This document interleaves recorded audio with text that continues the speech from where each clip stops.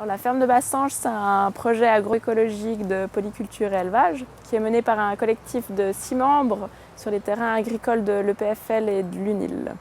Donc, on a un total de 7 hectares et demi qui est dispatché sur 3 parcelles, donc ici à Bassange, le long du tir fédéral, mais on a également sur le campus de l'UNIL donc la parcelle Champagne qui est devant le bâtiment Fumax et la parcelle d'Origny devant le bâtiment Unitec.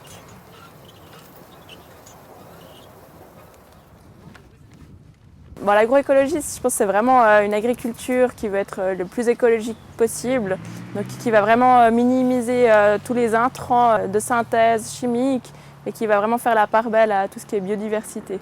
On n'utilise pas du tout de produits phytosanitaires, même s'ils sont homologués en bio. Donc nous, on est en reconversion bio. Mais justement, on va plutôt préparer nous-mêmes des tisanes, des décoctions, des purins d'ortie. Et on va justement lutter contre les ravageurs ou nourrir les plantes avec ces préparations.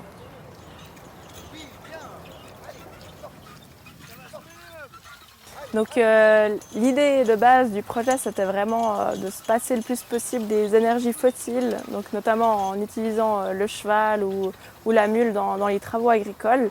Après, c'est vrai que ça demande un certain savoir-faire. Donc nous, on se permet quand même d'utiliser de temps à autre des tracteurs, mais vraiment on va utiliser des tracteurs assez petits, qui n'ont pas trop d'impact après sur le sol. On est en polyculture et élevage. Donc élevage, on a des brebis laitières principalement. Donc là, l'idée, c'est vraiment de transformer le lait. Donc on fait du fromage frais, ou maintenant on a commencé également à faire de la feta et aussi un fromage à pâte dure.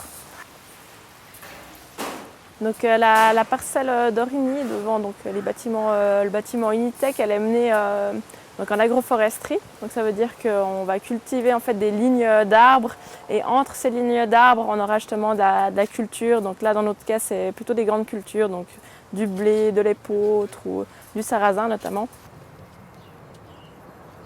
Cette parcelle-là, on a notamment été aidé autant par les jardiniers de l'UNIL, mais aussi par le studio Alice de l'EPFL, donc les architectes de première année qui sont venus mettre un peu la main à la pâte, la main à la pelle pour nous aider à planter ces lignes d'arbres. Les architectes viennent nous donner des coups de main dans les champs avec l'idée aussi un peu de sensibiliser justement un peu à la nature en ville.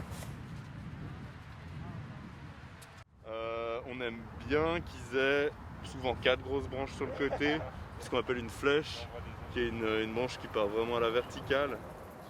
À l'automne 2020, on a planté des haies vives, mais aussi 63 arbres fruitiers sur nos 2 parcelles, enfin sur nos 3 parcelles même. Donc elles ont toutes des haies vives et justement donc sur la parcelle Bassange et la parcelle d'Origny, là on a les arbres fruitiers. Donc nous, on a vraiment opté pour la vente directe dans l'idée d'avoir plus de liens avec notre clientèle, qu'un lien vraiment direct et de se passer justement des intermédiaires pour avoir un juste revenu de notre production. Donc on fait un marché à la ferme une fois par semaine. Donc ces marchés, ils ont lieu le mardi de 16h à 19h.